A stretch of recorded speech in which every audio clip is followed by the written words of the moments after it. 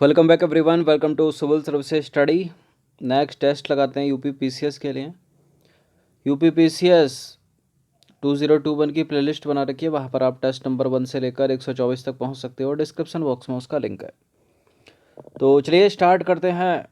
3 फरवरी है आज 2021 जब यह टेस्ट रिकॉर्ड किया जा रहा है। तो प्रश्न क्रमांक संख्या 1 का उत्तर दीजिए तो बड़े सारे स्टेटमेंट के साथ। पहला प्रश्न, बौद्ध धर्म के विस्तार के कारणों में सम्मिलित थे धर्म की सादगी, दलितों के लिए विशेष अपील, धर्म की मिशनरी भावना, स्थानीय भाषा का प्रयोग, दार्शनिकों द्वारा वैदिक भावना की सुदृढ़ता। नीचे दिए गए कूट का प्रयोग करके सही उत्तर का चयन करना। बताइए 1 2 3 2 3 4 1 2 3 4 या 2 3 4 5।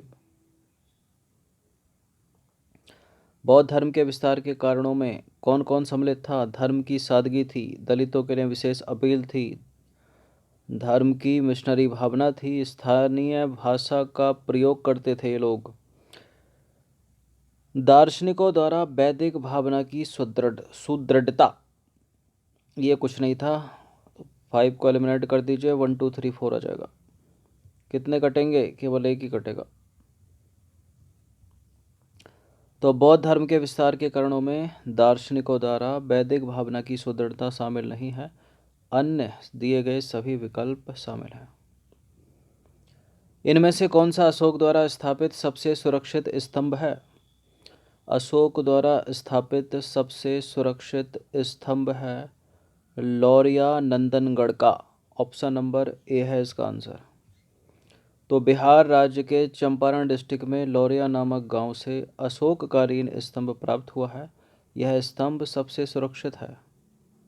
पुराणों के अनुसार चंद्रवंशीय शासकों का मूल स्थान क्या था? क्या था पुराणों के अनुसार चंद्रवंशीय शासकों का मूल स्थान? प्रतिष्ठानपुर। क्या था? प्रतिष्ठानपुर। तो देखिए, भारत के प्राचीन इतिहास में जिस प्रकार अयोध्या का सूर्यवंश अत्यंत प्रसिद्ध है, वैसे ही चंद्रवंश है। चंद्रवंश का संस्थापक पुरुरुवा एल था और चंद्रवंश की राजधानी थी प्रतिष्ठानपुर या प्रतिष्ठान नगरी। निम्नलिखित स्थानों में से किस एक में राष्ट्रकूटों द्वारा एलोरा पहाड़ियों में निर्मित गुफा मंदिर स्थित हैं?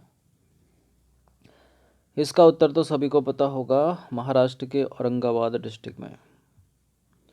तो महाराष्ट्र प्रांत के औरंगाबाद जिले में स्थित एलोरा नामक स्थान अपने गुहा मंदिरों के लिए प्रसिद्ध है, जिसमें से अधिकतर राष्ट्रकूटों के समय में बने थे और इनमें कैलाश मंदिर जो है सर्वप्रसिद्ध है।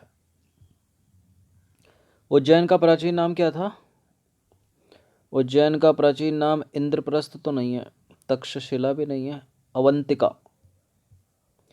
तो उज्जैनी प्राचीन मालवा क्षेत्र में अवस्थित अवंती राज्य की राजधानी थी। संस्कृत साहित्य में इस नगर को कुछ अन्य नाम जैसे कि विशाल, भोगवती, हिरण्यवती, पद्मावती आदि भी मिलते हैं। निम्नलिखित मुगल बादशाहों में से किस एक का 2 बार राज्याभिषेक हुआ था? इंपॉर्टेंट है प्रश्न। किस मुगल बादशाह का 2 बार राज्य अभिषेक हुआ था? बताइए। अकबर तो है नहीं, जहांगीर भी नहीं है। शाहजहां या औरंगजेब? 2 बार राज्याभिषेक औरंगजेब का हुआ था। तो मुगल बादशाह औरंगजेब का जो है 2 बार राज्याभिषेक हुआ। उनका पहला राज्याभिषेक दिल्ली में 31 जुलाई 1658 को और दूसरा राज्याभिषेक अगले ही वर्ष 15 जून 1659 को हुआ। वह अब्दुल मुजफ्फर मुहाउद्दीन मोहम्मद औरंगजेब बहादुर आलमगीर बादशाह गाजी उपाधि धारण कर मुगल साम्राज्य की गद्दी पर आसीन हुआ। फिर से सुन लीजिए, उपाधि बड़ी लंबी है।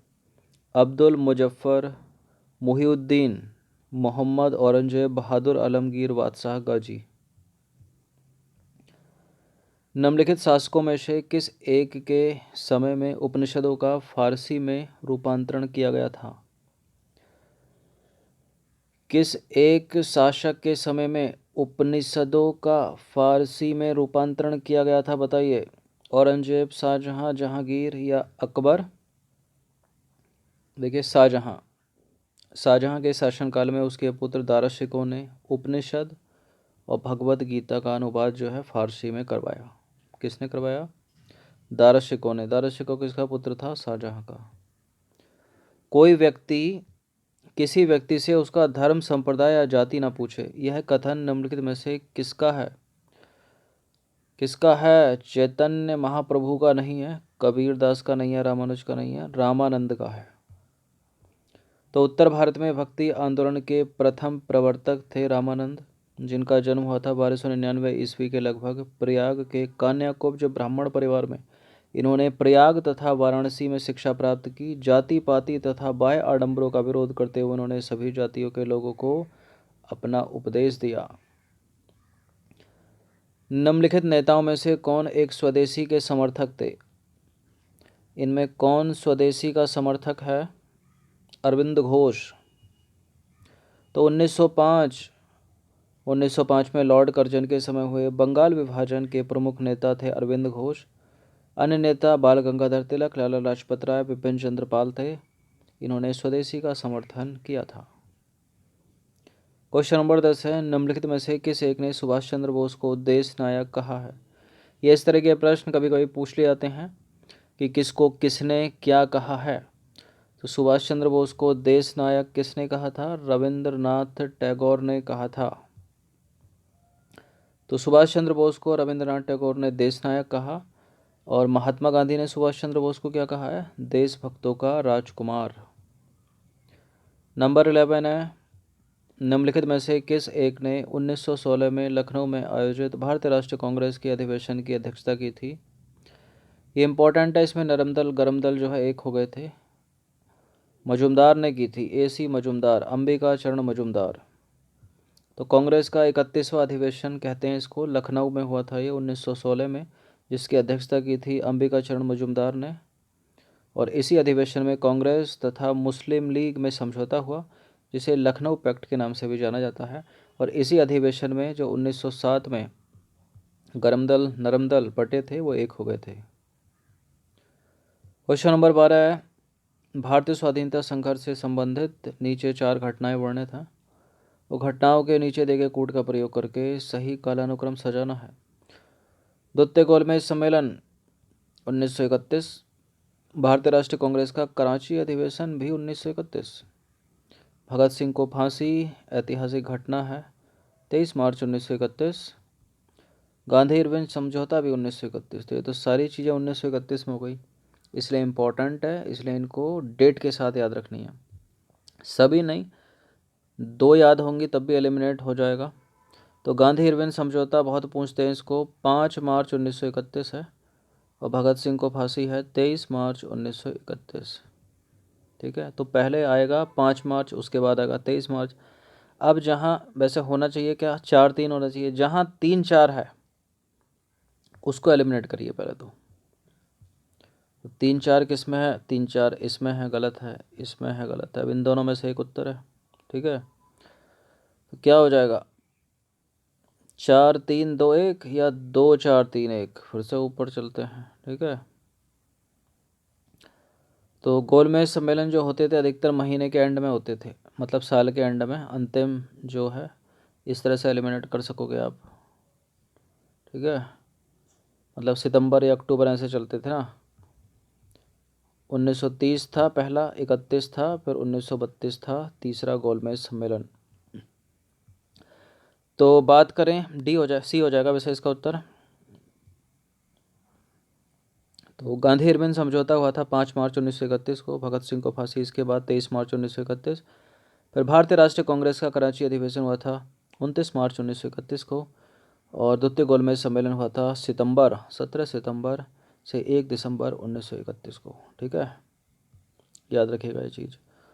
क्वेश्चन नंबर 13 पर आ जाइए, निम्नलिखित में से कौन सा सही सुमेलित नहीं है? फ्रीडम एट मिडनाइट के लेखक हैं Larry Collins and Dominique Lapierre. India from Curzon and after Durgadas. और इंडिया विंस फ्रीडम मौलाना अबुल कलाम आज़ाद। बहुत पूछते हैं इसको, यही है। The man who divided India, the man who divided India के अजीज नहीं है। The man who divided India important है, पूछी जाती है पुस्तक। इसके लेखक कौन है? रफ़ीक जकारिया। तो the man who India divided नामक पुस्तक के लेखक हैं रफ़ीक जकारिया। ठीक है, बाकी सारे सुमेलित हैं। India from Karjan and after है वो। ठीक है, ये भी पूछी जाती है। दुर्गादास लेखक हैं। इंडिया विंस फ्रीडम तो बहुत पूछते हैं, Maulana Abul Kalam Azad. The man who India divided, Rafiq Zakaria. Question number 14 है, निम्नलिखित पर विचार करना है। दो स्टेटमेंट के साथ बताइए कौन सा करेक्ट है। पहला स्टेटमेंट है, बुद्ध काल के प्रसिद्ध राजतंत्र कौशल की राजधानी श्रावस्ती थी और बुद्ध ने सर्वाधिक उपदेश वैशाली में दिए। देखिए, बुद्ध काल के प्रसिद्ध राजतंत्र कौशल की राजधानी श्रावस्ती थी। करेक्ट है, बुद्ध ने सर्वाधिक उपदेश श्रावस्ती में ही दिए, वैशाली में नहीं। एलिमिनेट करिए दूसरे वाले को, जहाँ जहाँ दो वो नहीं होगा, केवल एक इसका आंसर हो जाएगा ऑप्शन नंबर 1। तो बुद्ध काल के प्रसिद्ध राजतंत्र कौशल की राजधानी थी श्रावस्ती। तत्कालीन भारत की समृद्धशाली नगरी थी और बौद्ध धर्म का सर्वाधिक प्रचार कौशल राज्य में हुआ। बुद्ध ने सर्वाधिक उपदेश श्रावस्ती में दिए थे, वैशाली में नहीं। अंतिम प्रश्न की तरफ अग्रसर होते हैं। रिपीटेड है, निम्नलिखित में से किस सुल्तान ने ब्राह्मणों पर जजिया कर लगाया है? ये ऐसा प्रश्न है 50 बार एसएससी ने पूछा होगा, 50 बार बैंक ने पूछा होगा, स्टेट पीसीएस में भी रिपीट हुआ है कई बार। ब्राह्मणों पर जजिया कर लगाने वाला था तुगलक, फिरोज शाह तुगलक। तो देखिए, फिरोज शाह तुगलक दिल्ली सल्तनत का प्रथम शासक था जिसने ब्राह्मणों पर जजिया कर लगाया था। तो 15 प्रश्न थे ये। इस पूरी की पूरी टेस्ट सीरीज़ का लिंक आपको जो प्लेलिस्ट बना रखी है डिस्क्रिप्शन बॉक्स में मिल जाएगा। सिविल सर्विसेज स्टडी के टेलीग्राम चैनल से ज़रूर जुड़ जाइएगा, डिस्क्रिप्शन बॉक्स में उसका लिंक है। धन्यवाद।